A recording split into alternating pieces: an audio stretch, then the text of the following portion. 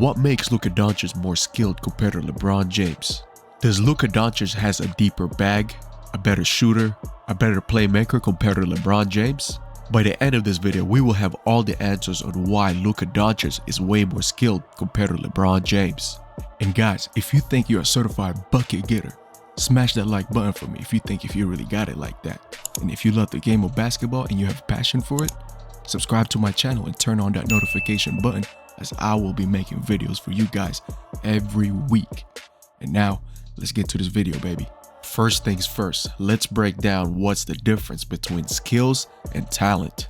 Talent has something to do with your natural ability within your DNA and how you are built within your physical abilities. When you compare Luka and LeBron James when it comes to the talent category, it's obvious that LeBron James is way more talented compared to Luka Doncic. LeBron James in his 40s will always jump higher, run faster compared to Luka Doncic even in his prime years physically. LeBron James' God-given ability is just way ahead compared to everybody in the league, not just Luka, but maybe in the NBA history. Skills, on the other hand, is something everybody can develop, no matter what your physical ability is. Skills takes time to develop. Skills are such things as dribbling, shooting, your basketball IQ, and decision making overall. Those things you can develop over time. Yes, you might hear someone say, oh, he's a natural shooter. Well, natural shooter could mean he has a natural form shooting. It's easier for him to get into his shot, but that doesn't mean that he's a shot maker. Now we got that out of the way and explain what's the difference between the two. Let's get back to the subject on why Luka Doncic is more skilled compared to LeBron James. Let's start with shooting. At the age of 25, Luka Doncic is a better shooter compared to LeBron James at the age of 25. LeBron James didn't really start shooting the basketball until maybe around his 10th year in the NBA, or maybe even later. Majority of LeBron James scores back in the day earlier in his career was mainly around mid-range area where he just uses his size just to get through people. Either that's a layup or a nice little mid-range. Even when you see LeBron James do a step back three compared to Luka Doncic, LeBron James step back three or his step back in general looks so unnatural.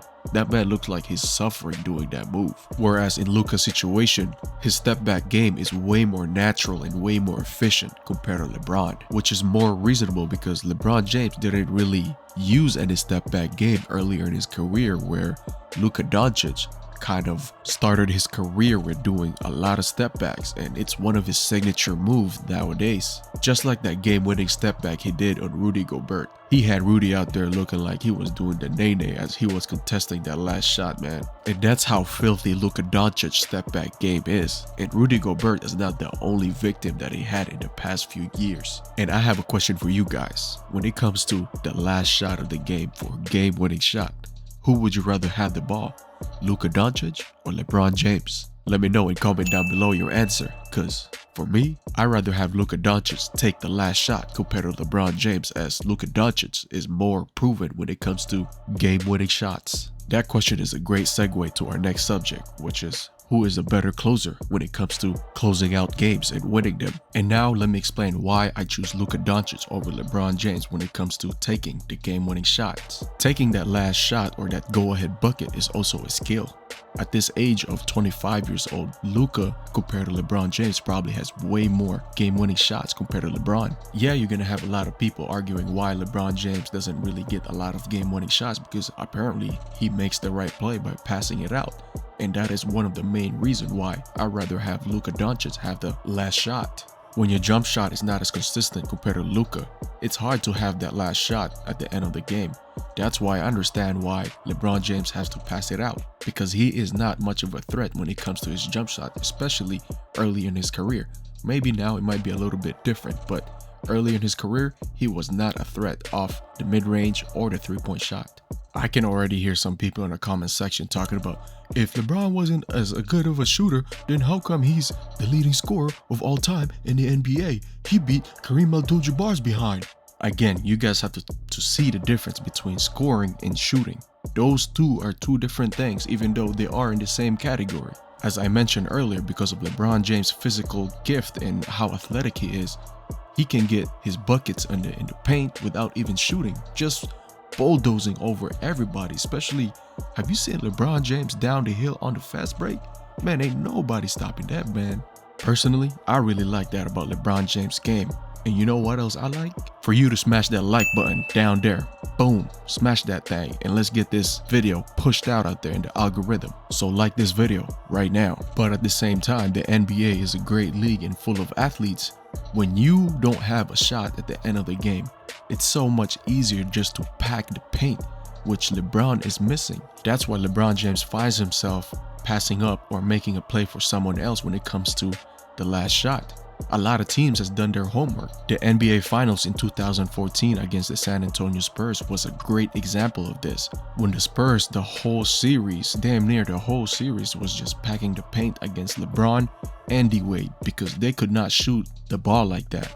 And that played a big role on San Antonio winning the championship that year, especially losing to LeBron in 2013 and coming back in 2014 and beating them. In Luka's situation, you never heard a team packing the paint for him to shoot the ball. If anything, they want him to drive the lane. Teams nowadays already know what Luka is capable of doing.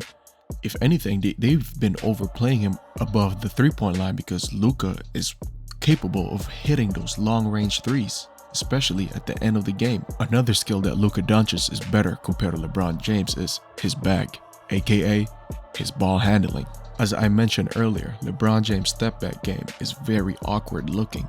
It's the same thing with his ball handling, where Luka is way more smoother and has way better flow compared to LeBron when it comes to handling that rock. This is also one of the reasons why LeBron has challenges when it comes to taking those last shots at the end of the game, because his bag is not that deep and he's very limited when it comes to his ball handling moves. Where in Luka Doncic's situation, he's able to get his shot off anytime, anywhere on the floor because his ball handling is so elite and he can get his shot off wherever he wants to and wherever he wants to against anybody in the NBA. And those are the reasons why I think Luka Doncic is a more skilled basketball player compared to LeBron James. LeBron is obviously more athletic and gifted compared to Luka. But what about you guys? What do you guys think? Let me know in a comment down below, and if you agree or disagree with my opinion that Luka Doncic is more skilled compared to LeBron James. And if you want me to break down more of this and make a part 2, also let me know and comment down below, and we will go into more details about